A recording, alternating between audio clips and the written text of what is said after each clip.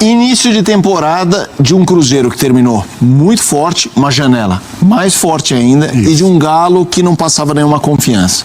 O começo do ano é um retrato mais do mesmo, assim, se alguém esperava algo diferente do Galo, ou de repente o Cruzeiro não é tudo isso, não é isso que estamos vendo? E é curioso, né, porque quem teve sequência de trabalho em relação à comissão técnica foi o Galo, né? O Cruzeiro se viu forçado a fazer uma troca com o Jardim deixando o clube e o Tite sendo contratado. Mas sim, Felipe, a gente está vivendo esse olhar, né? O Cruzeiro, depois da derrota para o Pouso Alegre, que não quis dizer nada porque não era o time que a gente vai ver durante a temporada, tem um ar de tranquilidade, de trabalho sendo encaixado, de as coisas tendendo a melhorar, a expectativa pela estreia do Gerson, talvez seja no meio de semana contra o Democrata. No final de semana já tem clássico, né? Esses dois times já se encontram no final de semana, então neste meio de semana é o último estágio antes do clássico, talvez com o time mexido, mas a gente vê um Cruzeiro buscando se encontrar com um novo técnico para seguir o seu caminho. O Galo é o contrário, o Galo mantém o mesmo técnico, né? Mantém o técnico, muda algumas peças de elenco, mas está tentando encontrar o caminho, porque mesmo no ano passado, quando o Galo parecia que tinha encontrado um jeito de jogar com o Sampaoli, foi muito mal na final da Sul-Americana, terminou de maneira melancólica a temporada, então a gente não tem clareza do que será o Atlético Mineiro para a temporada. A gente tem noção do potencial, mas o que será a gente não sabe. O Cruzeiro, mesmo com a incerteza de uma troca de comando técnico, a gente tem ideia do que vai ser e do quanto pode melhorar, especialmente com a manutenção do Gerson, né? Então, o Cruzeiro terminou o ano na frente, o Cruzeiro começou o ano gerando mais ilusão no seu torcedor, e nesses primeiríssimos jogos dos times principais, o Cruzeiro também deu o primeiro recado um pouco mais forte. Mas tem muito chão ainda e o clássico de domingo vai ser bem interessante. E aí, André?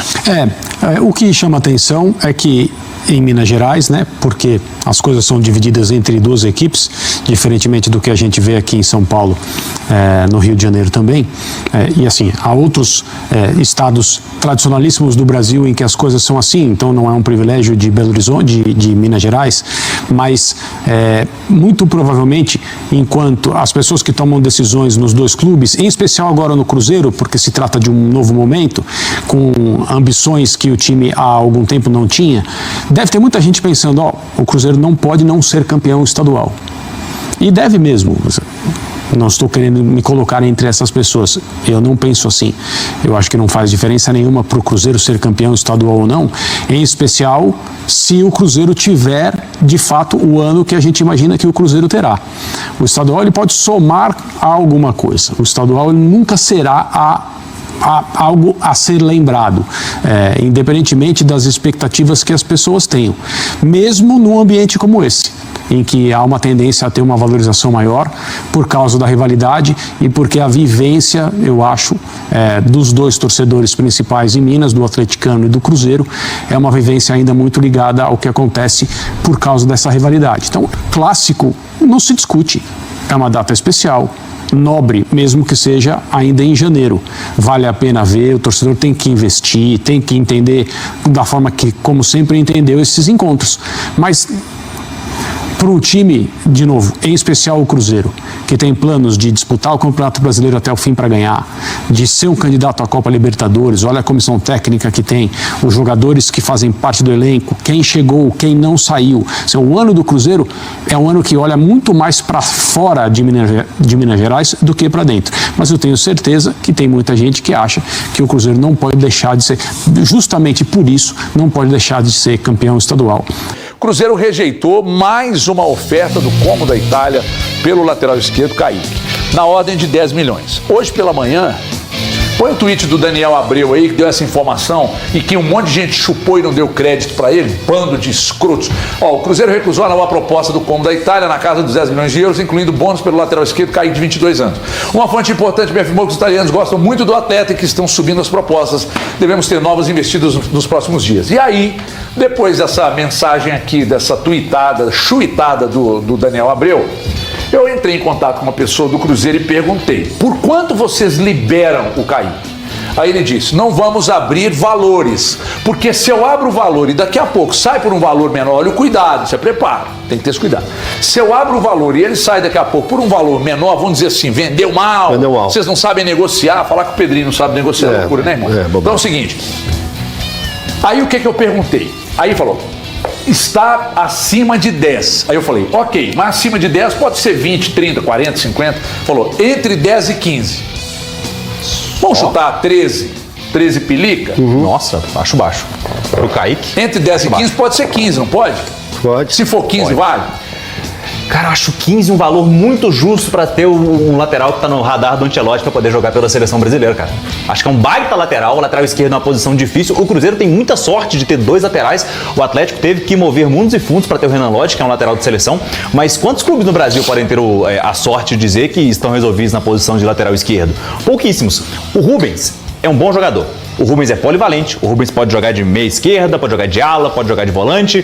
O Rubens foi vendido por 13 milhões de euros, se eu não estou enganado, 13 ou 12 milhões de euros, agora deu um branco. Eu acho que teve uns valores que é por meta, tem uma coisa assim, eu acho que o total do combo é 12,5, 12,5 assim. Eu acho o Kaique bem mais bola como lateral esquerdo, não estou querendo avaliar, porque eu nunca vi o Kaique jogar de meia esquerda, mas como lateral esquerdo, o Kaique é mais bola que o Rubens, cara, o Kaique é muito bom de bola. E o Cruzeiro está muito bem servido. Se fosse para eu escolheria vender o Cauã Prates e ficar com o Kaique, mas isso é apenas a minha preferência. Pedro Lourenço, o cenário ideal, até falei isso hoje lá no Band News na área, seria o Cruzeiro conseguir resistir ao mercado, né? O Pedro Lourenço, tudo indica que vai fazer esforços para manter. Se ele fez esforço pelo Caio Jorge, aí quando eu falo do Caio Jorge é porque a gente está falando do artilheiro, do cara que faz gols, artilheiro do Campeonato Brasileiro e da Copa do Brasil, para ficar com o Caio Jorge. A renovação do Matheus Pereira está sacramentada, é só questão da gente saber que dia o Cruzeiro vai anunciar de forma oficial. Eu penso que o Cruzeiro também vai se esforçar, talvez não consiga manter os 2 laterais. Hoje o Borussia, até informação que eu tenho, o Borussia está muito mais persistente pelo Cauã Prates do que o Como pelo Kaique. Pode ser que o Cruzeiro perca um lateral agora e eu diria que a probabilidade maior é de perder o Cauã Prates. Mas o Kaique, eu vejo que seria interessante até o Cruzeiro, quem sabe, estudar uma extensão contratual para esse jogador, pensando em que ele tem o seu contrato vencendo no final de 27 e é um jogador muito importante. Para mim, o Kaique foi o melhor lateral esquerdo, tirando o que o Reinaldo fez. Aqui o Reinaldo, ele fez 13 gols, enfim, pelo Mirassol. O Juba jogou muito bem. Não, mas o Kaique pra mim jogou bem mais do que o Luciano. Agora, o Kaique, ele foi linear pra mim. O Juba jogou muito bem a primeira parte do campeonato, Gabriel, mas agora você imagina. Eu acho que o Cruzeiro tem que fazer e a gente acredita que vai fazer todo esse esforço para manter esses atletas. Não é por acaso que o Cruzeiro está avançando na Copinha. Existe um projeto por trás disso, que começou exatamente lá com o Ronaldo, mas o grande projeto que vai fazer a base do Cruzeiro ainda mais forte acontece a partir do momento da chegada do Pedro Lourenço. Porque o Pedro investiu muito dinheiro, pegou o Adilson Batista, colocou lá para cuidar, porque o Adilson Batista é meio que o cão de guarda do Pedrinho. Sacou que cão de guarda? O cagueta? Fiel. Vê qualquer movimento para Pedrinho. Tô gostando, não. Pedrinho. Fala comigo, meus amigos e amigas cruzeirense de plantão. Sejam todos muito bem-vindos para mais um vídeo do canal. Um corte aí da ESPN, um corte também lá da Band. Galera, o Cruzeiro está em alta.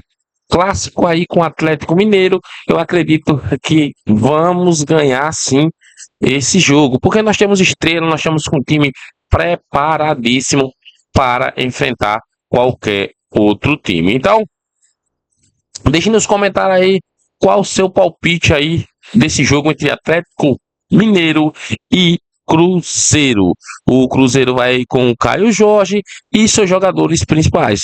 Não sei se dessa vez o atacante Gerson vai estar jogando, mas vai ser um time de primeira que vai fazer esse jogo aí. Galera, é muito bom. Vamos assistir aí em primeira mão aí. Vamos estar ao vivo para estar transmitindo esse jogo para vocês. Fui aí, galera. Até o próximo vídeo.